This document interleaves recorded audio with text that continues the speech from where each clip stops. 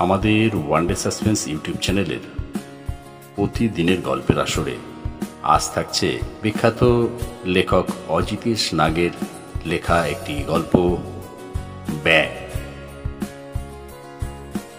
এক টানা লোকের বাড়ির দূরে দূরে ঘুরতে ঘুরতে বড্ড পরিশ্রান্ত হয়ে গিয়েছিল বাকু বাগদি। পুরুষ্ট গলায় পাকানো বগাটা যেন একেবারে হেলের সাপের মতো চেপে ধরেছিল, অথচ সামান্য হালকা করবে আর উপায় নেই। চৈত্রের এই চাঁদি ফাটা গরমে পথে ঘাটে তেমন বেহদ্দ দশা না হলে মানুষজন বেরোয় না, একটা কুকুর অব্দি নেই। কিন্তু বাবা ভোলানাথ, তিনি যে উপরে বসে ঠ্যাংয়ের ওপর ঠ্যাং তুলে তার দিকেই নজর লাগিয়ে বসে আছেন গো। যে বাবা ভোলানাথের চরণে সেবা লাগাতে তার ফি বছর তারকেশ্বরে পায়ে হেঁটে যাত্রা, সেই ভোলানাথ উপরে বসে বসে শুধু যেন বাকুকেই দেখছেন। বগার পাশ একটু আলগা হয়েছে কি মহা সর্বনাশ ঘটে যাবে। লোকের বাড়ি থেকে চাল ডাল ফুটকুড়ো পাক এলো, জল নৈব চ স্বয়ং ভবচক্রবর্তীর নিদান। বাকুর বাবা কপালে দু হাত ঠেকিয়ে বলতো, ভবচক্রবর্তী দেবতা কো দেবতা, আমাদের শত জন্মের পুণ্যি যে তারই গায়ে আমরা জন্মেছি। এই কথা শুধু বাকুর বাবা কেন, বাকুদের গ্রাম কুশলরা তো যেমন প্রচলিত, তেমনি হরেলগেড়া, কুষ্টার, নররা, বরাসিনী, বিলতরা, আবার ওদিকের পলাশকুড়া, ঝাপড়া, লয়ারা, সাঁকড়া, বুটমুড়া ইত্যাদি ছড়িয়ে ছিটিয়ে থাকা গ্রামগুলোর অধিবাসীরাও জানে সে কথা। সবার লাখ কথা, ভবচক্রবর্তীর এক কথা। বুড়ো অশ্বত্থ গাছের নিচে ঠাট হয়ে বসে অনেক ভেবেও বাকু অনেক কিছুর কুল পায় না। সামনে একটা পুকুর দেখে সে নেমে যায় তরতরিয়ে। পানায় ঢাকা, জল দেখা যায় না। পানার নিচে কি আছে আর কি নেই সাপ খোপ থাকাও বিচিত্র নয়। বাকু দু হাতে পানা সরিয়ে কণ্ঠ জল পান করে, তারপর উঠে এসে এক গাছ দেখে তার নিচে ঘাসের উপর শুয়ে পড়ে। টের পায় তেষ্টায় কণ্ঠনালী অবধি শুকিয়ে আসায় বড্ড বেশি জল খেয়ে ফেলেছে সে। পেট এখন জয় ঢাক, জলে আবার কিসের যেন গন্ধ। পেটের খুদলে এতক্ষণ যে বাঘটা লাফাচ্ছিল এখন মরে এসেছে প্রায়। বাড়ি ফিরে হাত পা ধুয়ে গোপ গ্রাসে পান্তা আর কলমি শাকের ঘন্ট, লঙ্কা পেঁয়াজ লবণ দিয়ে কয়েক দলা ভাত খেয়ে বাবা ভোলানাথকে স্মরণ করে তবে টান টান হওয়া। একটু রাতে সারাদিনের কাজ সেরে বাকুর মা এসে বসে ছেলের মাথার সামনে, বড় মমতায় চুলে হাত বুলিয়ে দেয়, বলে, বড্ড কষ্ট তোর বাপধন না রে। আমি দেয়ালে দাগ দিয়ে রেখেছি, আর তো মাত্র কটা মাস। মানুষের ভাষায় উত্তর দেওয়ার উপায় নেই, গলা থেকে বগা খোলারও উপায় নেই। বাকু মায়ের আঁচলটা নিজের মুখের উপর বিছিয়ে নেয়, বলে, ব্যাঁ। খানিকটা কান্না হয়তো চলকে ওঠে সেই অক্ষরে। বগার মা মুখে আঁচল চাপা দেয়। সে জানে এই ভবচক্রবর্তীর দেওয়া দণ্ডের এই 8 মাস তবু লোকের বাড়ি থেকে চেয়ে চিনতে আনা খাবারে মোটামুটি দুবেলা পেট ভরে যাচ্ছে। তারপর কুলসাড়া গ্রামটা মূলত আদিবাসী অধ্যুষিত গ্রাম। এই গ্রামে বাগদি, মালো, নিকিড়ি, চুনুরি, পাটুনি, তিয়র, বাগদি, কৈবর্ত, কিউয়াট, কারিতা, তিওয়ার ইত্যাদিদের সিংহভাগ থাকলেও ভবচক্রবর্তী, শুকুল সামন্ত, রবীন জোয়ারদারদের মতো অবস্থাপন্ন ঘরের লোকজনও থাকে। তারাই মোটামুটি গ্রাম পঞ্চায়েতের অগ্রভাগে। বেশিরভাগ জমির বর্গাদার, জোরদার এক প্রকার তারাই। সমাজ জীবনের চূড়োয় তাদের অধিষ্ঠান। সে তুমি চাষের জমির কথাই বলো বা খামার বাড়ির কথাই বলো, তারাই সর্বে সর্বা। ঘুম থেকে উঠে দুটো মুড়ি মুখে দিয়ে বাকুর এখন একটাই কাজ, কুলসরার বাগদিপাড়া, মালোপাড়া, কারিতাপাড়ায় লোকের বাড়ির সামনে গিয়ে দাঁড়ানো আর বলা ব্যাঁ। লোক বেরিয়ে না এলে তাকে ডেকে যেতে হবে বারংবার। ভবচক্রবর্তীর নিদান, ফলে তাকে ডাকতেই হয় ব্যাঁ ব্যাঁ ব্যাঁ। অবশেষে হয়তো খানিক বিরক্ত হয়ে সে বাড়ির বউ ঝিরা বেরিয়ে এলে বাকু তার গলায় পেঁচানো বগাটা আঁকড়ে ধরে আরেকবার ডাকবে ব্যাঁ। বউ ঝিরা তার বাড়ানো চটের থলেতে ঢেলে দেয় পোকা ধরা চাল, ছাতা পড়া খেসারির ডাল, এইরকম আর কি। তাও দিত কিনা সন্দেহ, নিজেদেরই কোনো মতে দিন গুজন হয়, তবে কিনা ভবচক্রবর্তীর নিদান। একই ব্যয় ভিন্ন অন্য শব্দ উচ্চারণ করবার জোটই নেই বাকুর। স্বয়ং ভোলানাথ বাকরুদ্ধ হবেন তেষ্টা পেলে কোনো টিপকল বা পুকুরের জল। এইভাবে সারা দিন ঘুরে ঘুরে সন্ধে নেমে এলে তবে বাড়ি ফেরা। মাস পাঁচেক আগের কথা, তারও দিন 20 আগে বাবা মারা গেল চাষের মাঠে সাপের কামড়ে। ন্যাড়া মাথা বাকু কাজে লেগে গেল শুকুল সামন্তর বাড়িতে। কাজ বলতে শুকুল যা কাজ দেবে তাই, হয় গোয়ালে দুধ দোয়াও, নয়তো মজুর হয়ে বাগান সাফ করে ফেলো, নয়তো শুকনো নারকেল পাতা থেকে কাঠি বের করে ঝাঁটা বানাও, নয়তো চাষের মাঠে জোগালদারের কাজ করো, নয়তো যা দেবে তাই। দুপুরে 1 ঘন্টা বিশ্রাম, খাওয়া শুকুলের বাড়িতেই। মোটা চালের ভাত, ডাল, 2 হাতা সবজি। কোনো দিনও হয়তো মাছের টুকরো উঠি মারে। কোনো কিছু শুকুল সামন্তকে কিনতে হয় না। ক্ষেতের চাল, ডাল, সবজি আর পুকুরের মাছ। উপরি পাওনা হপ্তা গেলে খান কয়েক 10 টাকার ময়লা নোট। শুকুল সামন্তের 18টা গরু, 24টা ছাগল, সবাই দুধ দেয়। সেই দুধ কিছু হাটে বিক্রি হয়, বাকিটা লোহার পাত্রে করে টেম্পোতে চেপে চলে যায়। কোথায় যায় বাকু জানে না।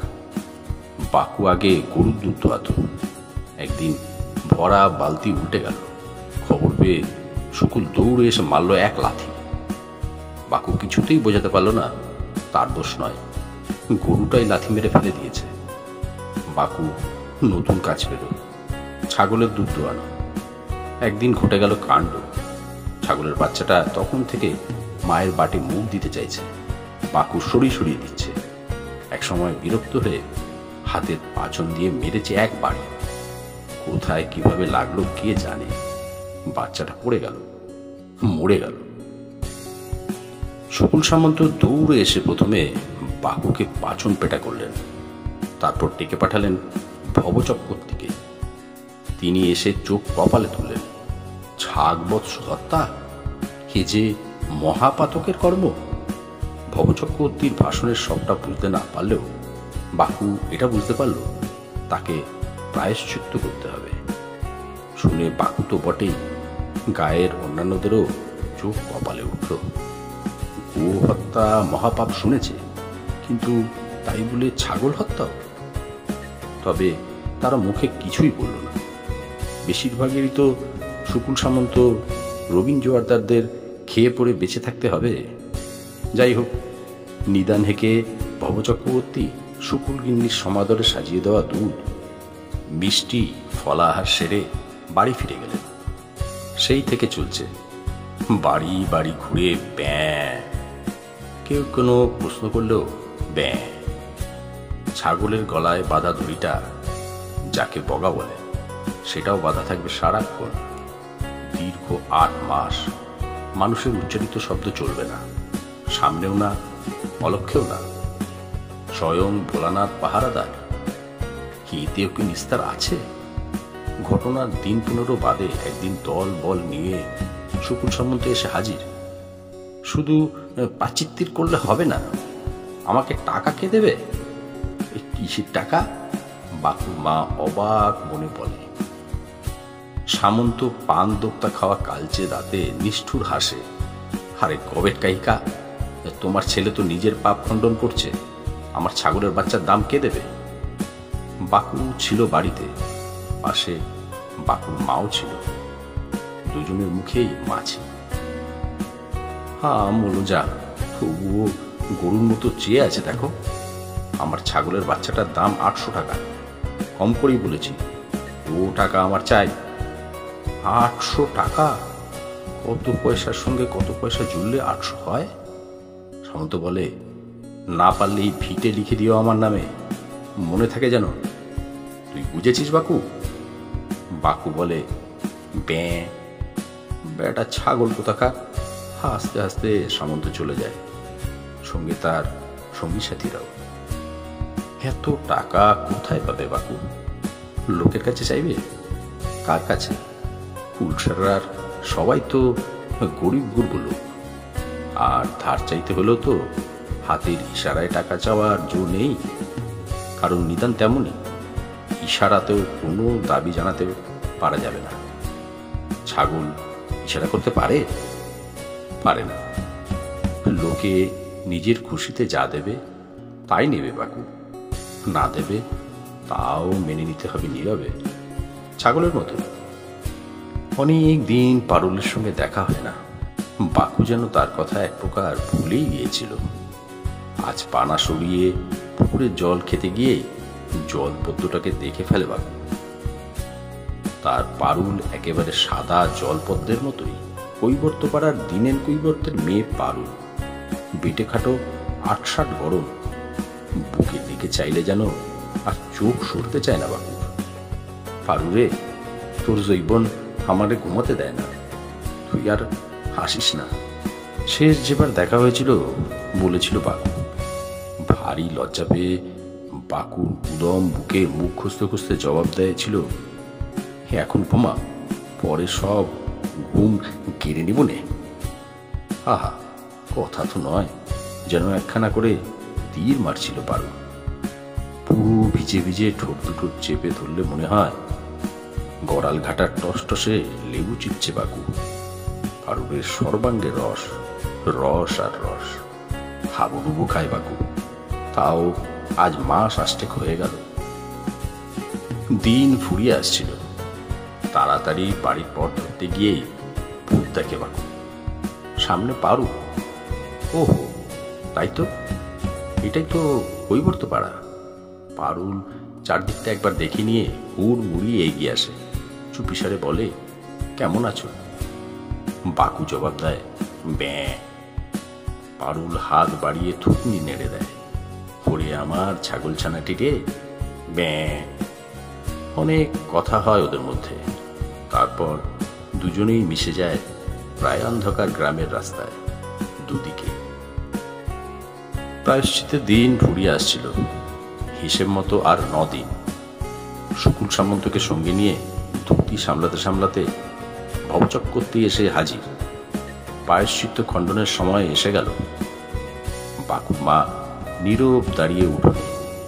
চক্রবর্তী বলে, সব গোছগাছ করে রেখো, কোনো উপকরণ যেন বাদ না পড়ে। উপকরণ? শুকুল সামন্ত বলে, চক্রবর্তী মশাই, এরা চিবোতে না বসলে জীবাণু কি জিনিস জানে না, সব এক একটা গরু। চক্রবর্তী বলে, আহ, মূর্খের অশেষ দোষ, কিছুই জানা নেই বুঝি? তাহলে সখানেক টাকা তুলে দিও, আমি সব ব্যবস্থা করে দেবো টেবো। প্রায়শ্চিত্ত করতে 100 টাকা? চোখে অন্ধকার দেখে বাকুর মা। চক্রবর্তী টের পেয়ে ঘুরে দাঁড়ায়। প্রায়শ্চিত্ত খণ্ডন কিন্তু করতে হবে, অন্যথায়। বেরিয়ে যান চক্রবর্তী। শুকুল এগিয়ে এসে বাকুর সামনে দাঁড়ায়, হেসে বলে, বেটা রামপাঠা, আমার ছাগলের বাচ্চার দামটা জোগাড় করেছিস তো হতভাগা? না করলে কিন্তু হুমকি। দু রকমের। দাওয়ায় থেবড়ে বসে পড়ে বাকুর মা, হাঁপায়, চোখ দিয়ে জলের ধারা গড়ায়। বাকু তাকায় আকাশের দিকে। বাবা ভোলানাথ এগুলোও দেখছেন তো? আচমকা চোখ যায় বাইরের রাস্তায়। বন তুলসীর ঝোপ ঘেঁষে দাঁড়িয়ে পারু।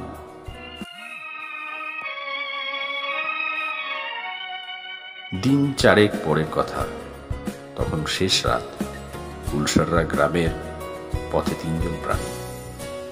তারা পা চালাচ্ছে যতটা দ্রুত সম্ভব। বাকু, বাকুর মা আর পারু। বাকুর মা বলে, আমরা যাচ্ছি কোথায় বাবধন? খবর পেয়েছি কলিয়াড়িতে লোক নিচ্ছে, যা হোক একটা কাজ জুটে যাবে। কলিয়াড়ি কি? জেনে কাজ নেই।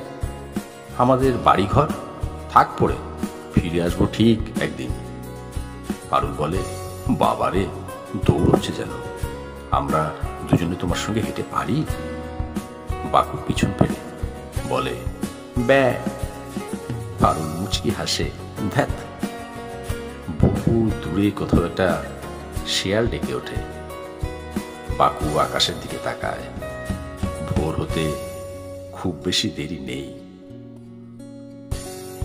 গল্পটা শুনে ভালো লাগলে নির্দ্বিধায় লাইক, কমেন্ট এবং শেয়ার করুন। একটা লাইক তো আশা করতেই পারি। আপনার মূল্যবান মতামত জানাতে ভুলবেন না। শুনতে থাকুন, ভালোবাসতে থাকুন। নিয়মিত নতুন নতুন গল্প শুনতে আমাদের YouTube channel one day suspense আজই সাবস্ক্রাইব করুন। নমস্কার।